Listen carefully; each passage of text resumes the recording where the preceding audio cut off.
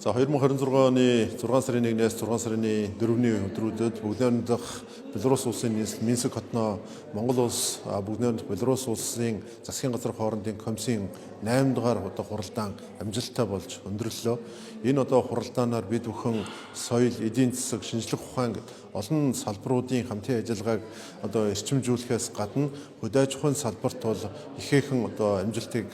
дагуулах ийм хэлэлцээрүүдийг амжилттай хийж чадлаа. Нэгдүгээрт бол Монгол улсын газар тариалангийн салбарын үр өгөөжийг нэмэгдүүлэх, гаагаас авах ургацын хэмжээг нэмэгдүүлэх зориулж Беларусь улсын газар тариалангийн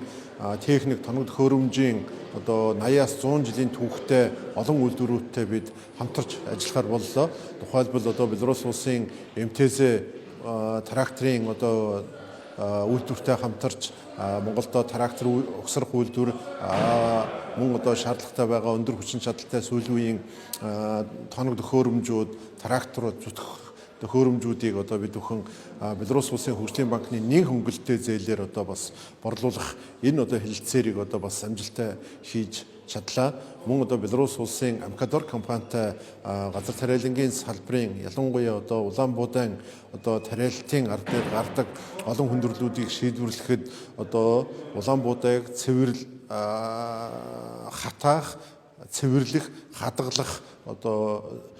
сэлсэн худалдааг бас мөн нэг хөнгөлөлттэй нөхцлөөр тариаланчтай санал болгох энэ зүйлүүдийг бас амжилттай хийж чадсан бол өнөөдөр дөнгөж сая Беларусь улсын хүнс хөдөө аж ахуйн яамтай хамтарч Монгол улсын хүнсний аюулгүй хангамжийн тал дээр Беларусь улсын сүүний чиглэлийн үхрийн фермийг Монгол улсад байгуулах, мөн сүүний чиглэлийн ямааны аж ахуйнуудыг байгуулах гэдэг олон зүйлүүдээр бас хамтарч ажиллахаар болсныг хэлэхэд таатай байна. Мөн бидний энэ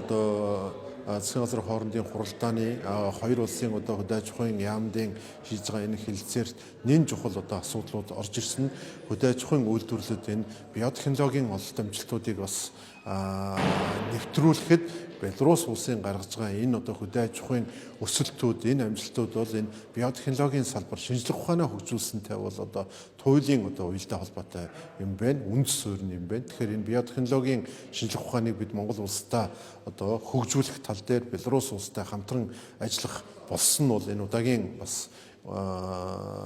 айлчлалын маань маш том үр дүн байлаа гэж ингэж бас хэлхийг хүсэж байна. Тэгэхээр энэ хэлэлцээрээр дурддагдсан саяны ажлуудыг ажил хэрэг болгохын тулд Беларусь улсын аж үйлдвэрийн яам дээр манай хөдөө аж ахуйн корпорацтай хамтарч ажиллах ажлын хэсэг мөн хоёр яамны хоёр улсын хөдөө аж ахуйн яамд хоорондын энэ хэлэлцээрийг ажил хэрэг болгох ажлын хэсгийг сая хуралдаан дээр зохион байгуулад эхний үр дүнгууд гаргаж эхэлж байна. Тэгэхээр бид бүхний хувьд бол энэхүү айлчлал маань бол Монгол улсын эдийн засгийн хувьд тэр Монгол улсын хүнс хөдөө аж ахуйн салбарт маш том дэвшил авчрах, үр дүн гаргах ийм үйлдэлд айлчлал боллоо гэдгийг бас товчхондоо дүгнж хэлж байна.